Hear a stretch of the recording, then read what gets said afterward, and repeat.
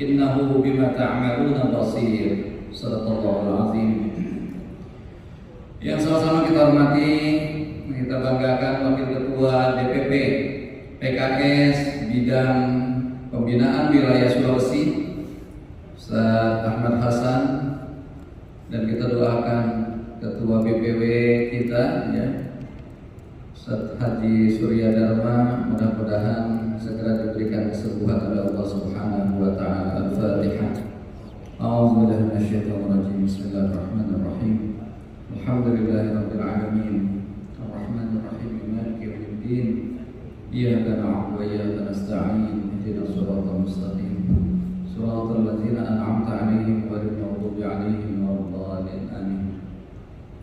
Juga yang sama-sama kita hormati, kita banggakan anggota DPR RI dari daerah pemilihan Sulawesi Sulawesi Selatan 2 ya, Dr. Andi Akmal Fasluddin.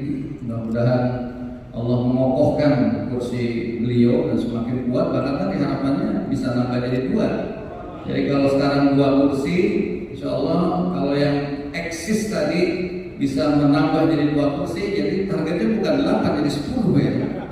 Iya, makanya ini harus dikokohkan dan menambah kursi. Dan itu bukan sesuatu yang utopis, yang mustahil, asalkan tadi yang sudah eksis sekarang mampu memenuhi 1 kursi penuh, ya. Seperti Dr. Hidayat Nur Wahid, beliau sampai 286.000 suara, sehingga suara keduanya hanya 19.000 jadi kursi. Mudah-mudahan ini juga akan terjadi di Sulawesi Selatan 2 ya.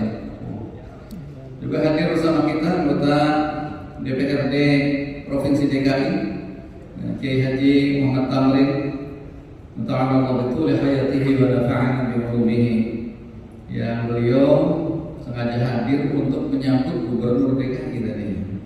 Iya, makanya beliau sambut. Ini kedekatan beliau dengan Gubernur DKI saya kira patut diapresiasi.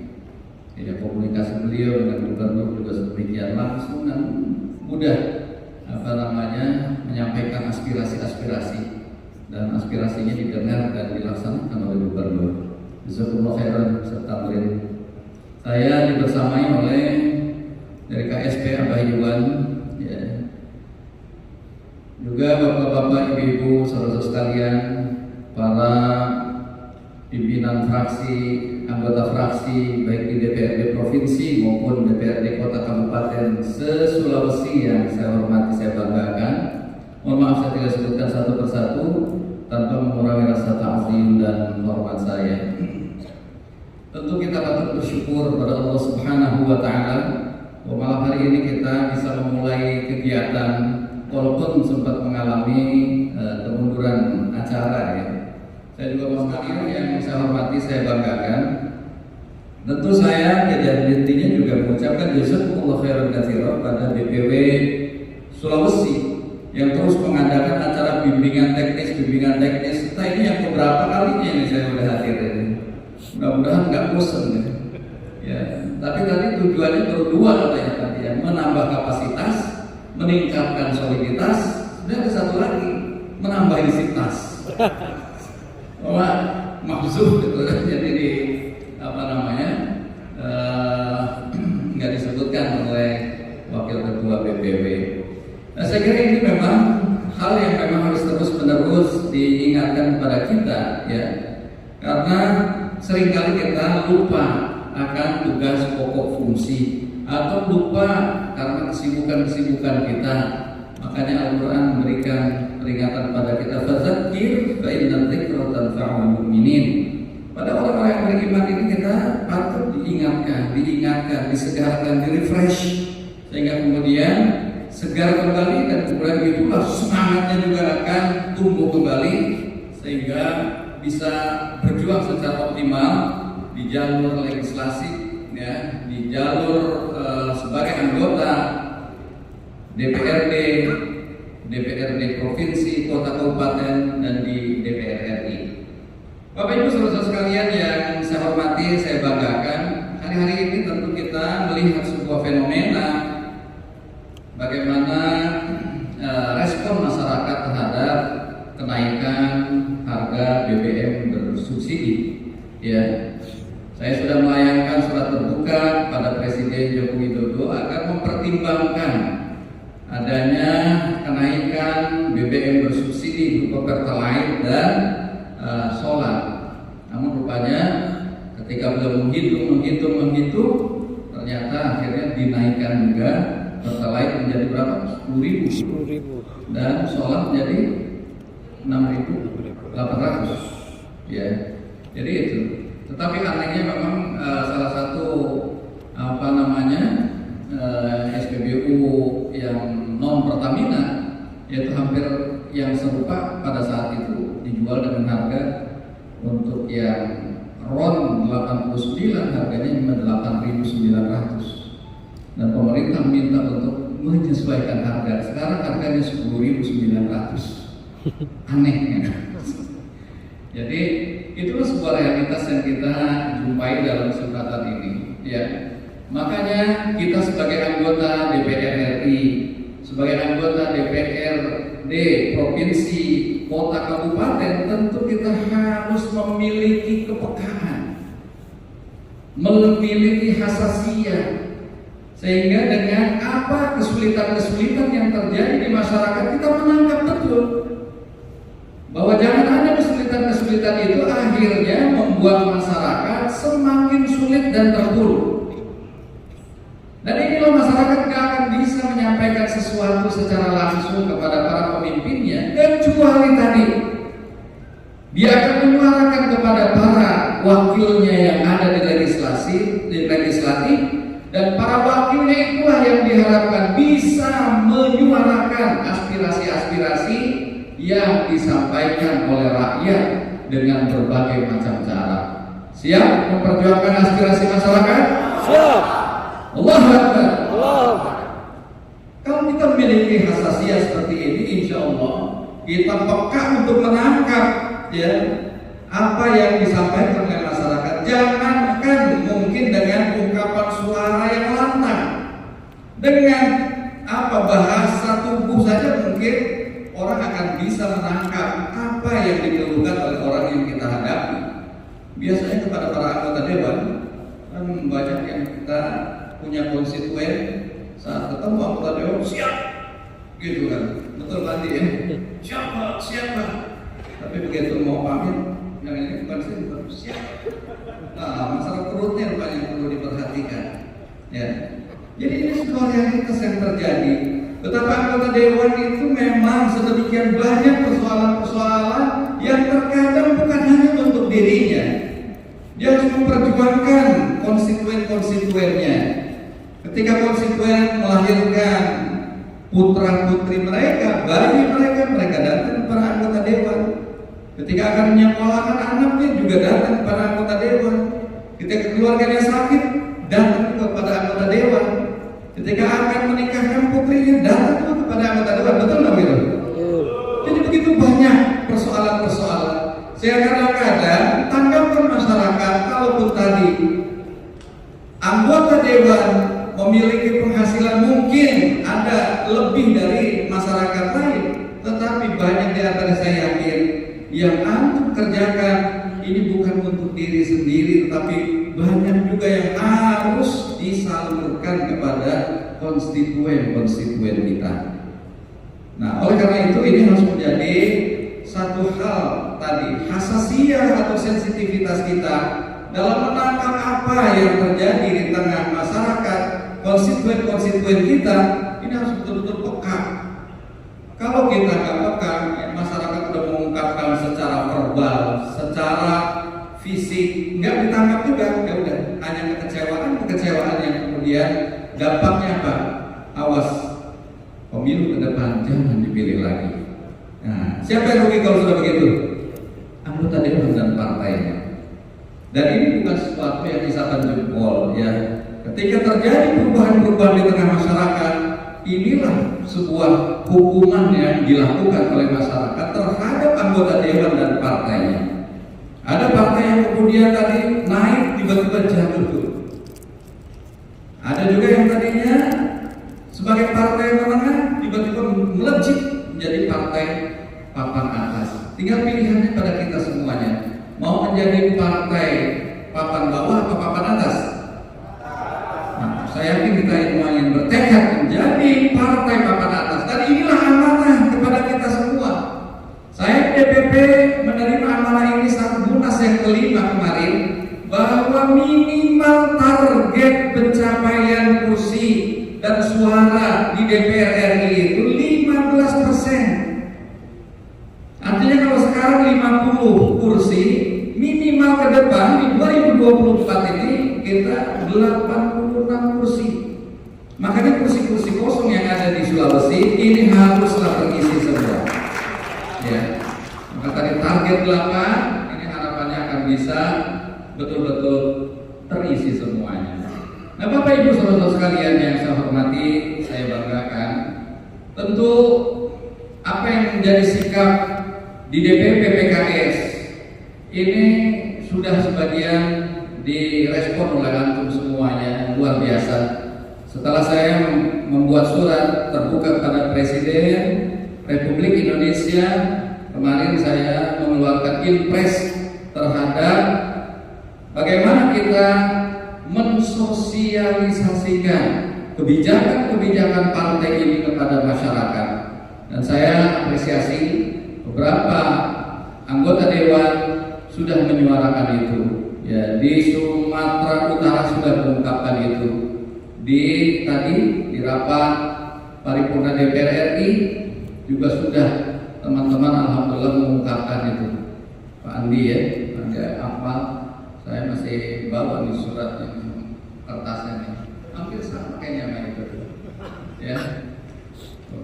Apa namanya? PKS menolak kenaikan harga BBM. Tolak. Ya. Nah, di Sulawesi Selatan udah belum di Sulawesi Selatan? Belum. Nah, kalau belum nanti atau pas pulang pas paripurna atau dengan cara-cara yang lain lah, itu harus atraktif. Sulawesi Tenggara, Sulawesi Tengah. Nah, ini semua harus mengungkapkan itu, meresonansi sehingga suara yang dilakukan di pusat semuanya akan teresonansi dan semuanya akan memiliki sikap yang sama terkait kebijakan penolakan PKS terhadap kenaikan harga BBM bersubsidi. Siap melakukan itu? Siap. Jadi bukan hanya di DPRD provinsi, tapi DPRD kota dan kabupaten juga seperti itu. Bahkan bukan cuma para pejabat publik yang kita harapkan, juga kader dan simpatisan kita. Insya Allah pada hari Ahad besok kita mendorong untuk bisa menyuarakan yang melalui flash mob. Jadi ini sehingga masyarakat tahu bahwa ini adalah perjuangan kita yang tidak ringan, perjuangan kita yang memang dalam upaya untuk membela dan membantu masyarakat, sehingga mudah-mudahan apa yang kita perjuangan ini bisa berhasil. Nah, maka di dalam impres itu sangat jelas ya, saya mengingatkan untuk menyebarluaskan sikap resmi PKS tersebut menolak kenaikan harga BBM bersubsidi di media sosial, di media massa nasional dan media massa lokal yang harus tersebar sehingga masyarakat mengetahui betul ya. Yang kedua, menyampaikan sikap resmi fraksi PKS tadi di DPR RI, DPRD provinsi dan DPRD kota kabupaten se-Indonesia di masing-masing kantor dengan mengundang media. Caranya terserah antum. Dan ketiga, menyampaikan sikap resmi DPW dan DPD. Ini mungkin pada DPW kalau nanti diingatkan, seluruh DPD, DPW se-Indonesia di kantor masing-masing dengan mengundang media. Ya. Dan keempat, memasang baliho atau billboard sikap PKS menolak kenaikan harga BBM bersubsidi yang dipasang di kantor-kantor PKS di tingkat DPP, DPW, DPD di seluruh Indonesia. Ya. Dan kelima, memasang spanduk sikap PKS terhadap penolakan kenaikan harga BBM bersubsidi itu di tempat-tempat strategis yang tersebar di kecamatan-kecamatan. Terserah kalau ada yang bisa membuat 10 spanduk per kecamatan, atau kalau dianggap kurang 20 spanduk, serah pada antum lah berapa yang bisa dibuat di tempat-tempat yang strategis. Kemudian melaksanakan flash mob pada hari Ahad tanggal 10 September 2022. Mudah-mudahan kesemarakan dan kesatuan sikap ini dirasakan betul se-Indonesia, dan inilah mudah-mudahan yang akan bisa mengingatkan para pemangku kepentingan, pemangku jabatan agar tidak sembarangan dalam mengeluarkan kebijakan-kebijakan yang berdampak luas dan memberatkan masyarakat secara luas. Nah, Bapak Ibu saudara sekalian, saya kira inilah perlunya kita tadi memiliki keistiqomahan secara kolektif. Dan ini sungguh sesuatu yang berat. Bukan hanya berat dirasakan oleh kita, bahkan dirasakan berat juga oleh baginda Rasulullah SAW. Dan itu tertangkap dari apa yang beliau sampaikan dalam sabdanya, "Syayyabatni surat Hud wa akhwatuha." Kalau membuat aku berubah dengan turunnya surat Hud dan surat-surat semisal itu. Rupanya ketika ditelisik oleh para ulama, ternyata di sana ada perintah Allah Subhanahu wa taala di dalam Al-Qur'an, di dalam surat Hud itu antara perintah untuk bisa istiqomah. Fastaqim kama umirta wa man taba ma'aka.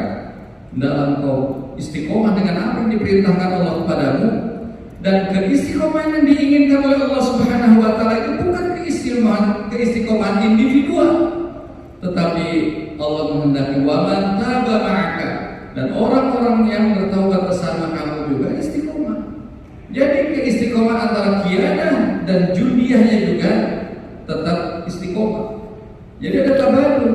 Jangan cuma para pemimpinnya aja istiqomah sementara rakyatnya tidak. Jangan sampai rakyatnya saya istiqomah sementara pemimpinnya tidak. Jadi harus ada keistiqomahan yang kolektif antara pemimpin dan rakyatnya. Dan itu semua saya yakin mudah-mudahan ini terjadi di kita semuanya bisa istiqomah. Amin. Siap istiqomah? Siap. Allahu Akbar. Allahu Akbar. Bapak Ibu saudara sekalian yang saya hormati, saya banggakan. Oleh karena itu sekali lagi saya sangat apresiasi pada para anggota dewan yang sudah menyuarakan sedemikian sensitif dengan aspirasi-aspirasi masyarakat yang ada di daerah pemilihan kita semuanya.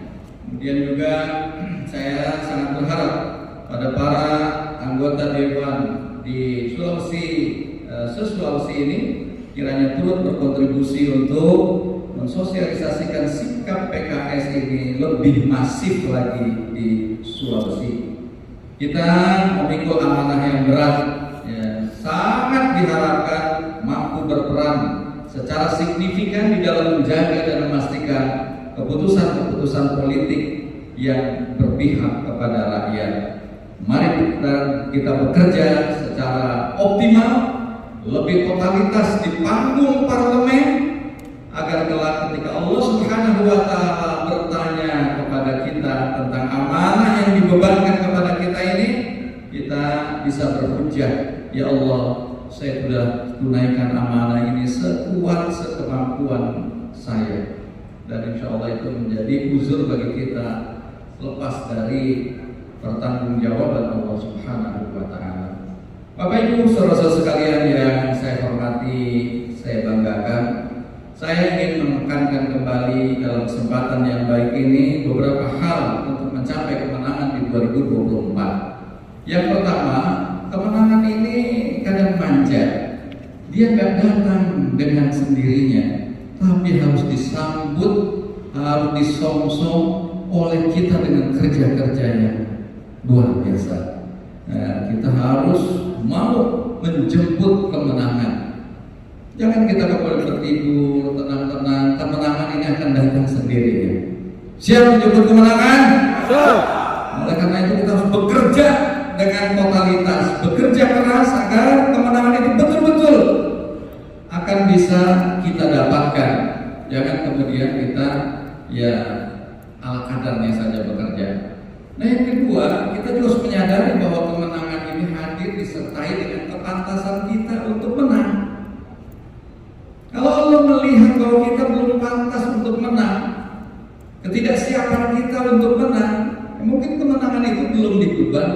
itu tentu diamanahkan kepada kita.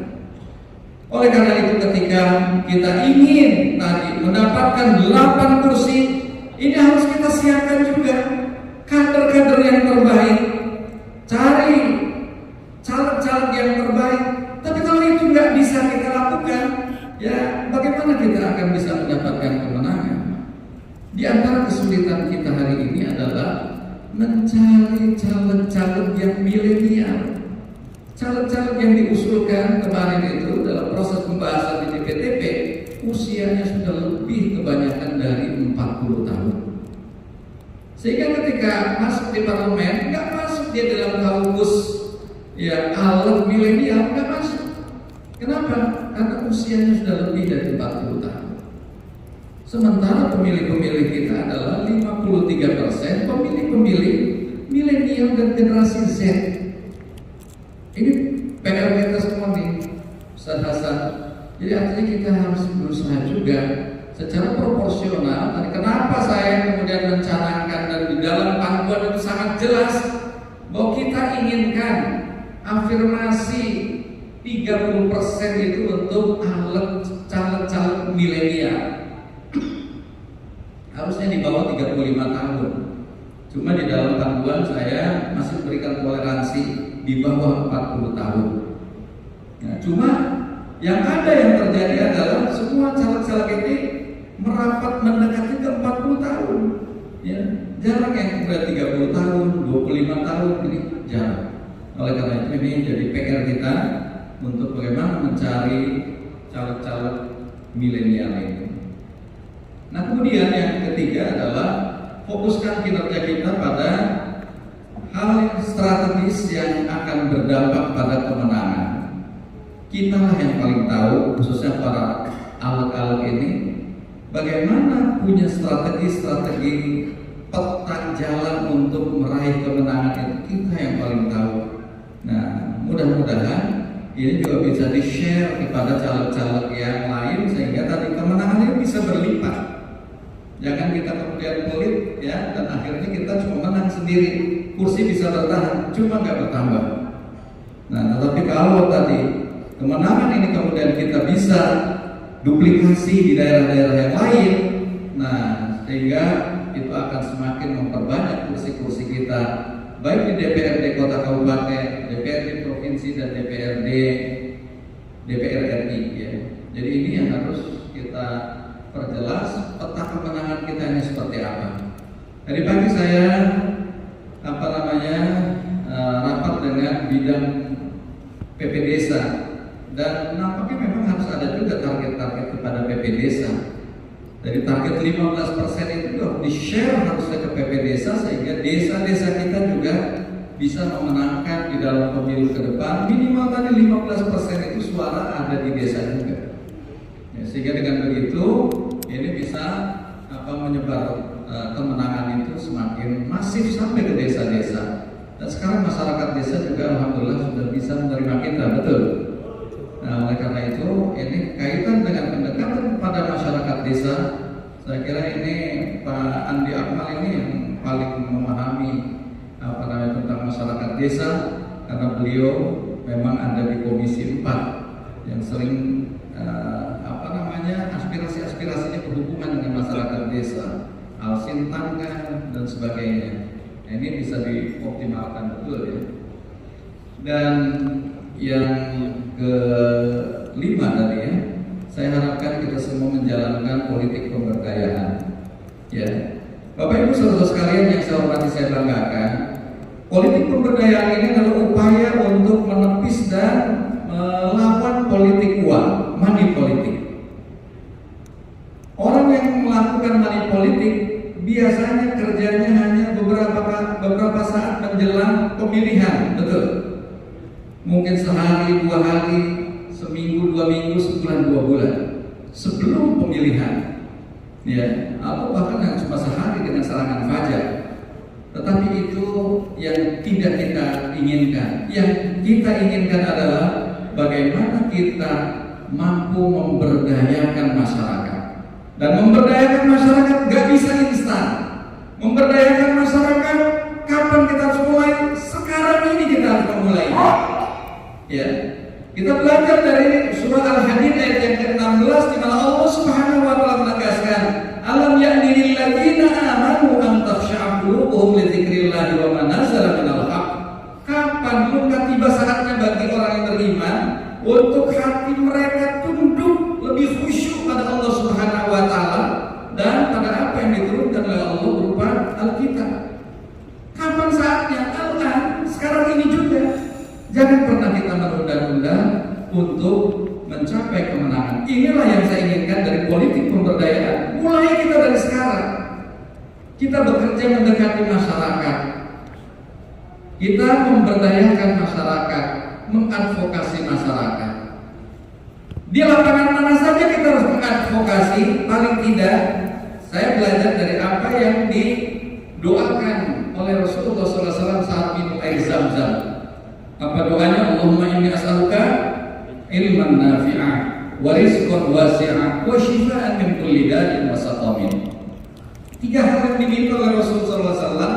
Ya Allah, aku mohon kepadamu ilmu yang bermanfaat. Dan ini juga yang harus kita berdayakan masyarakat kita, berdayakan dari sisi pendidikan, berikan beasiswa, berikan PIP dan sebagainya itu kepada masyarakat sehingga mereka bisa menjadi orang-orang yang pintar. Yang kedua, warizqan wasi'ah, rezeki yang luas. Berdayakan ekonominya sehingga ekonominya mereka bisa sejahtera dan mereka bisa menjadi kaya. Dan yang ketiga, wasyifa'an min kulli da', berdayakan juga kesehatannya sehingga mereka bisa, masyarakat di sekeliling kita dan kita semua bisa menjadi sehat. Saya kira inilah lapangan pemberdayaan yang mungkin sebahagiannya sudah biasa kita lakukan. Ya, di bidang pendidikan, di bidang ekonomi, dan di bidang kesehatan. Sehingga kita bisa menjadi pintar, menjadi kaya, dan menjadi sehat. Pintar, kaya, sehat, disingkat PKS. Ya, pintar, kaya, sehat. Jadi itulah Bapak Ibu saudara sekalian yang ingin saya tegaskan kembali. Dan terakhir saya ingin juga yang mengingatkan khususnya pada diri saya sendiri juga, karena saya sebagai juga anggota DPR RI, ya, setelah kita duduk sebagai anggota DPR RI, anggota DPRD provinsi dan kota kabupaten, saya ingin ingatkan jangan melupakan struktur dan kader.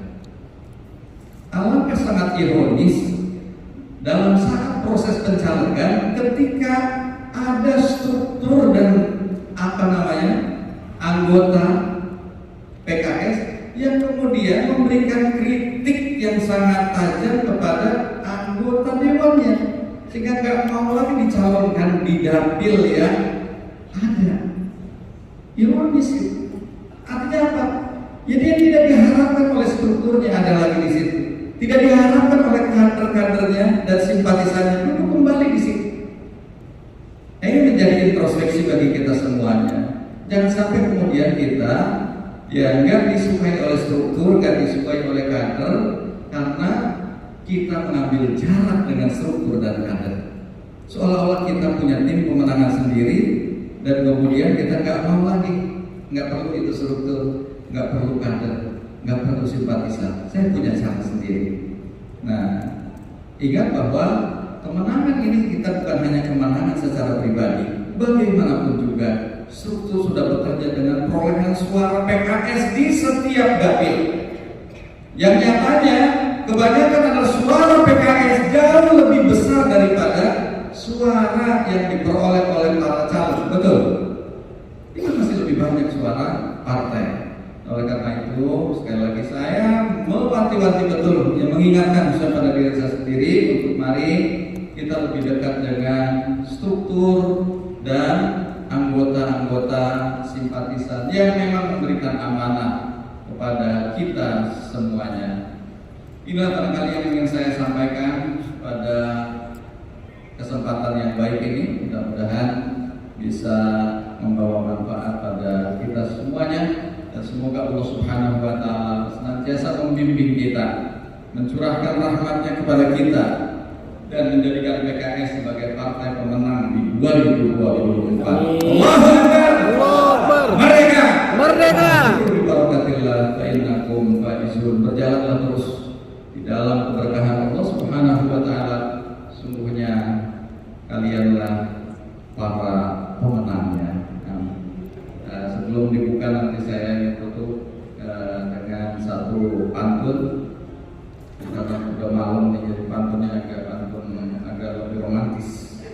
Pengantin baru itu tampak serasi, eratkan tangan, saling berpegangan. Melalui BIMTEK alat Sulawesi, rapatkan barisan, raih kemenangan.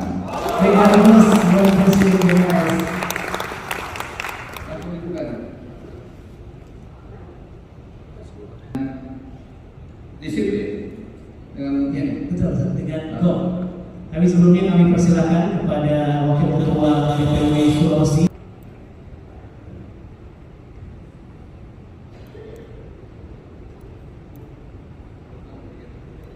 Silakan tim fotografer untuk bisa mengabadikan secara resmi untuk pembukaan BIMTEK. ya. Dengan mengucapkan Bismillahirrahmanirrahim, bimbingan teknis untuk para anggota legislatif PKS DPRD se-Sulawesi dengan ini saya nyatakan secara resmi dibuka. Berikan aplaus Bapak Ibu semuanya. Alhamdulillah. Assalamualaikum warahmatullahi wabarakatuh. Waalaikumsalam warahmatullahi wabarakatuh. Mohon izin Bapak Presiden PKS dan juga beberapa Wakil Ketua DPW Sulawesi Selatan Tasya, Pak Andi Akmal Masudi dan Bapak Muhammad Tapri untuk bisa tetap di panggung untuk diambil fotonya terlebih